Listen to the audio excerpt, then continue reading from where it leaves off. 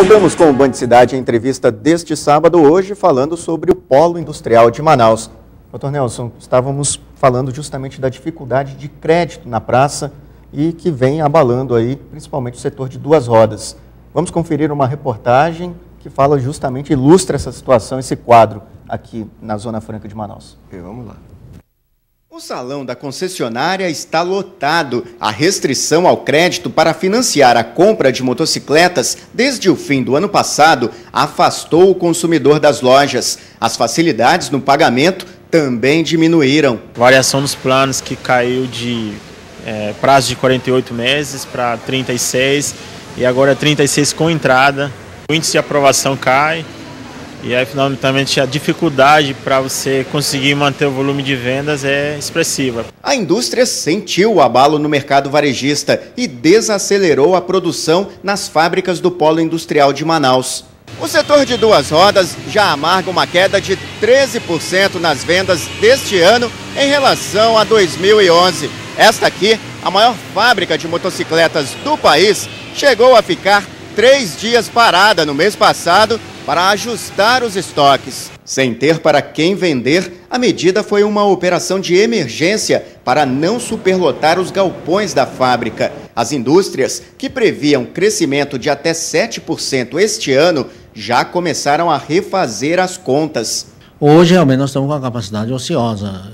Tomara que o mercado aqueça para que a gente possa voltar a produzir e na capacidade máxima. Os empresários recorreram ao governo federal. Eles pedem isenção temporária de impostos, o que pode facilitar na redução no preço da motocicleta. O Polo de duas rodas, que faturou no ano passado mais de 14 bilhões de reais, representa hoje 30% do faturamento da Zona Franca e emprega mais de 40 mil metalúrgicos. Ainda não houve demissão em massa nas fábricas, mas algumas já começaram a dar férias coletivas à parte dos trabalhadores. Tem toda uma cadeia de fornecedores que também sofre com isso.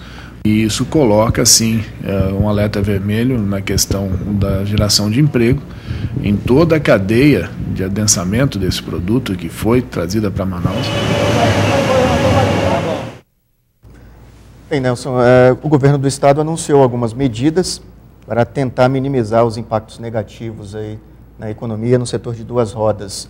Como é que você analisa essa situação? Iano, como eu falei no início, os esforços têm sido feitos, mas não tem sido suficiente, não por culpa ou falta de estímulo do próprio governo, tentando que o mercado reaja. Mas, primeiro, é a dificuldade porque a notícia que nós temos que a cada 10 cadastros examinados, às vezes aprova nenhum, aprova um. Então, as instituições financeiras estão muito exigentes com relação a isso. É preocupado com a inadimplência, com alguma coisa que possa acontecer. Então, o que a gente sabe, quando a gente vê essa crise toda, nós estamos preocupados por quê?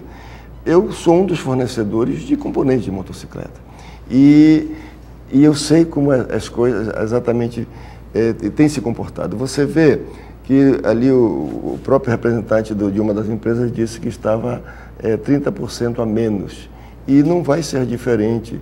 Eu acredito que aquele desempenho que nós tínhamos ano passado, pelo menos pela parte dos dois setores que eu posso citar, ar-condicionado e motocicleta, eu acho muito difícil ser repetido o que aconteceu no passado. Os demais podem até corresponder, quem sabe até ajudar essa parte a ser correspondida. Mas com relação à parte de motocicletas, o polo de duas rodas de modo geral, ele está muito afetado. Eu sei porque eu convivo diariamente com os fabricantes e quando eu te falei, nós estamos começando setembro só a partir do dia 10, porque tem muitas empresas que vão parar realmente, tem umas que talvez nem trabalhem dia 3 e 4 e já vão direto para... Já por conta do feriado. Por conta do feriado. Então, porque o que nós conversamos? Enquanto você não traz o funcionário para a fábrica, você tem alguma redução de despesa, que é a parte de alimentação, de transporte, tudo isso compensa.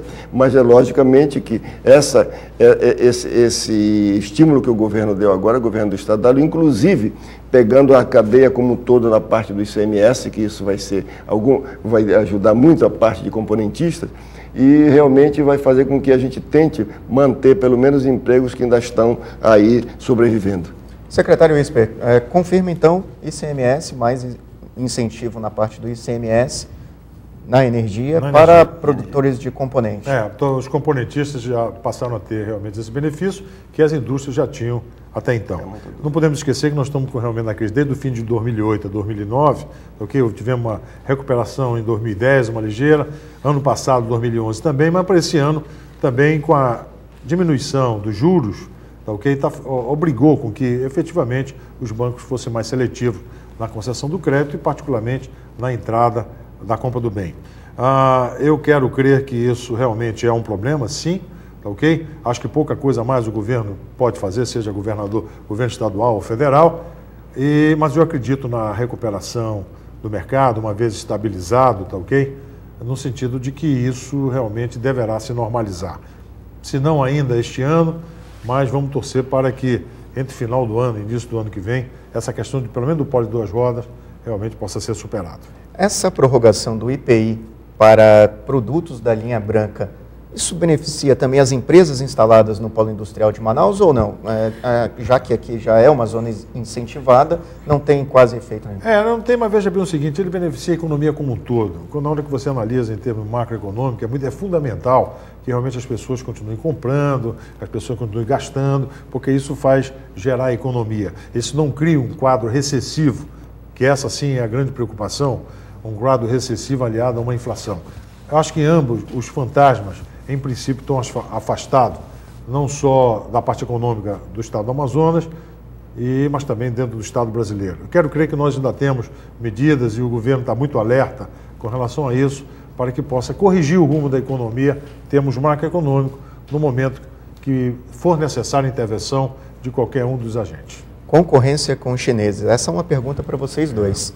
Ainda é um calo no sapato da Zona Franca? É um calo complicado, tá ok? É um calo complicado porque, se por um lado, a China hoje é o maior cliente brasileiro, e logicamente, por causa disso, como é uma relação de troca, né?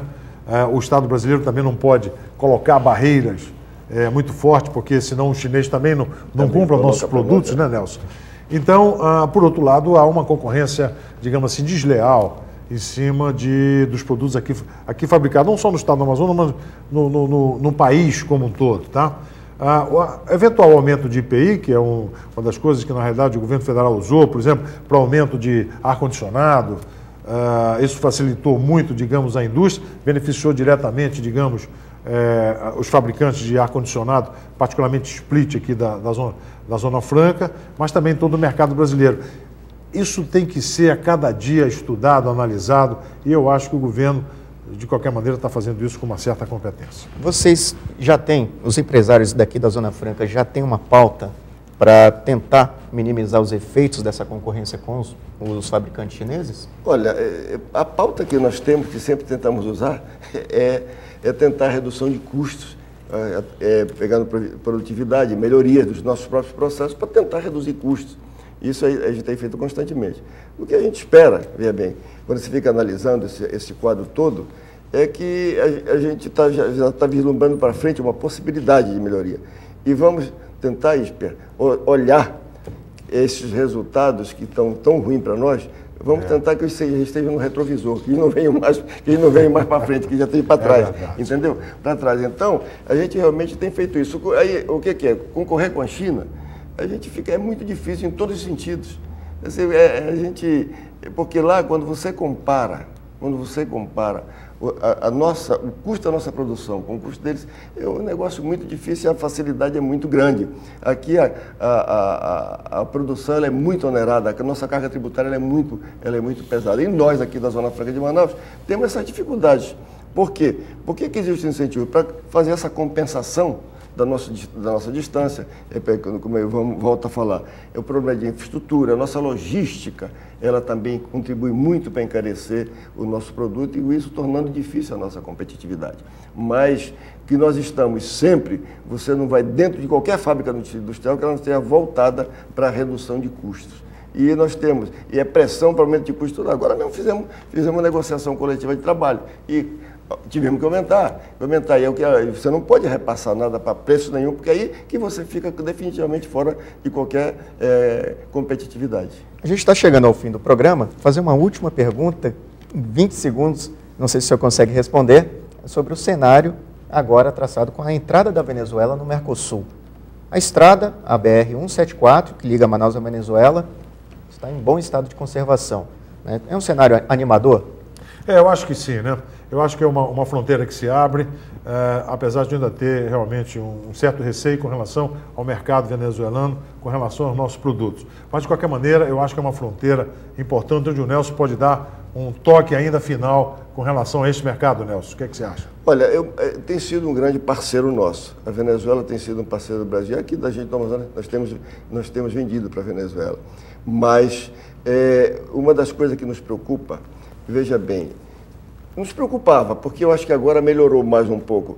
Essa estrada, a BR-174, ela é fundamental. Ela não vai só nos levar para a Venezuela, ela nos leva para o Caribe, que é um mercado grande. Okay. Entendeu? É muito fácil isso aí. Mas com a entrada da Venezuela no Mercosul, eu creio que isso vai melhorar muito, porque aí dá mais segurança para nós nos nossos negócios, nas nossas transações comerciais. Que bom. Obrigado, senhor Nelson Azevedo, vice-presidente da FIEAM. Obrigado pela participação aqui no Band Cidade Entrevista.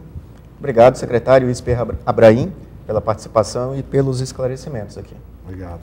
Boa tarde. O Band Cidade Entrevista fica por aqui. Um ótimo fim de semana para você. Fique agora com o Jornal da Band. Boa noite e obrigado pela audiência. Até semana que vem.